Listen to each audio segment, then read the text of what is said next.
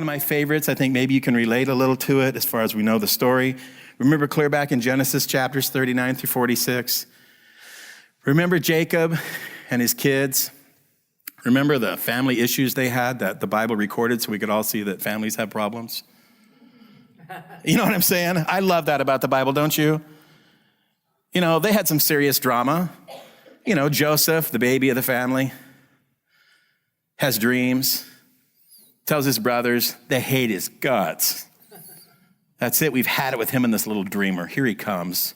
That's it. Let's throw him in the pit.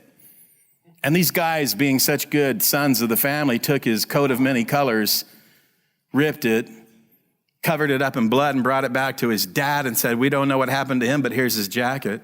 Here's his coat. Whoa. Jacob is just, he will not be comforted. And you guys know the story goes on, right? There's a famine in the land.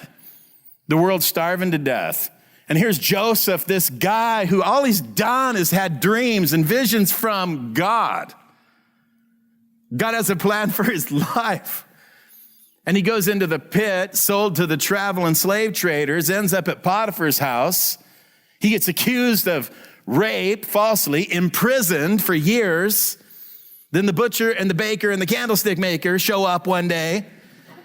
You know what I mean? You know the story. And he's in there and he wants out and he's faithful. That's the thing about this dude's life. You can wrap up his life in a couple of words. The scripture does. God was with Joseph.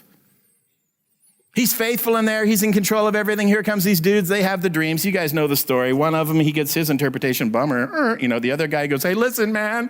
I love what Joseph tells him. When you get back up there, don't forget me. And what happens? He forgot him.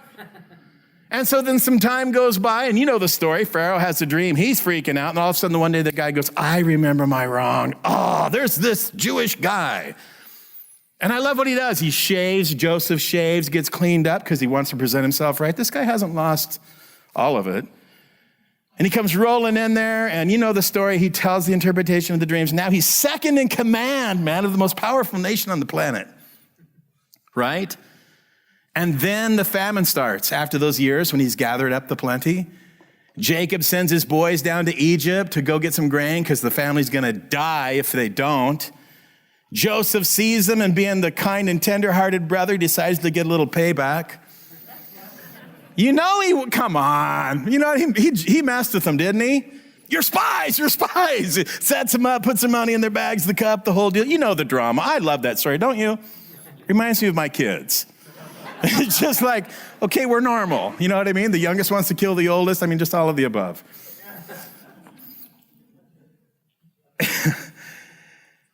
And you know, the thing that gets me is after the whole spy thing's going down, he says, you got to leave Simeon here. And you got to go back and you got to bring Benjamin. The one brother goes, take me. Don't do this. It'll kill my dad. It'll kill him. He can't do it. He's suffered so much loss already. Nope. They go back, tell the news to Jacob, and listen to what he says. There's a point to this. Listen to what Jacob says. Take a second here and just think and look through the eyes of what he sees as reality. Because he's not seeing reality. He's just seeing what's in front of him. He only sees his little piece of the jigsaw puzzle of God's plan. And listen to what he says. They told it to Jacob, their father, and he said to them, you have bereaved me. Joseph is no more, Simeon is no more, and you want to take Benjamin? All these things are against me. He looks at his life because all it's been is drama and pain and suffering and difficulty mixed in with some blessing. And he sees his life as like, everything is working against me. Was it really? No, it wasn't. God was raising up his boy to be a deliverer, obviously a picture of Jesus. And you know that beautiful day, don't you love it when he comes back and his heart stopped? Saw his boy. I can't hardly read that without weeping.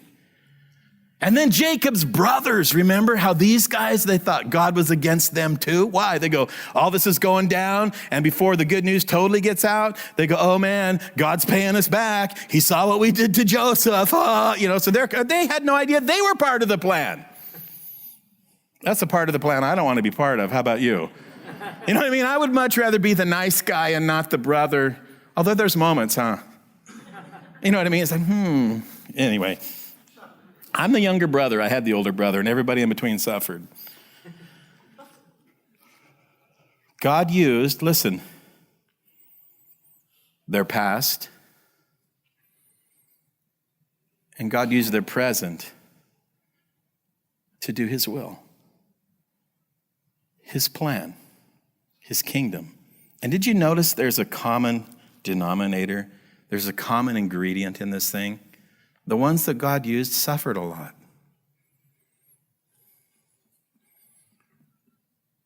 Look what happened to Esther. Oh, we love the part where she saves the nation, but from the orphan to the throne, there was a lot of pain. And we love the part of Joseph's life when he becomes the deliverer. But what about prison? What about the pit? What about being taken as a slave? You know, A.W. Tozer said it so well, didn't he? Before God can greatly use a man, he must greatly wound a man. King David, hey, you're going to be anointed, you're going to be the king. For 12 to 14 years, he ran for his life. It's part of the package. Suffering is just part of it. It's not all of it, aren't you glad? I'm so thankful. I'm so thankful there's long periods of reprieve.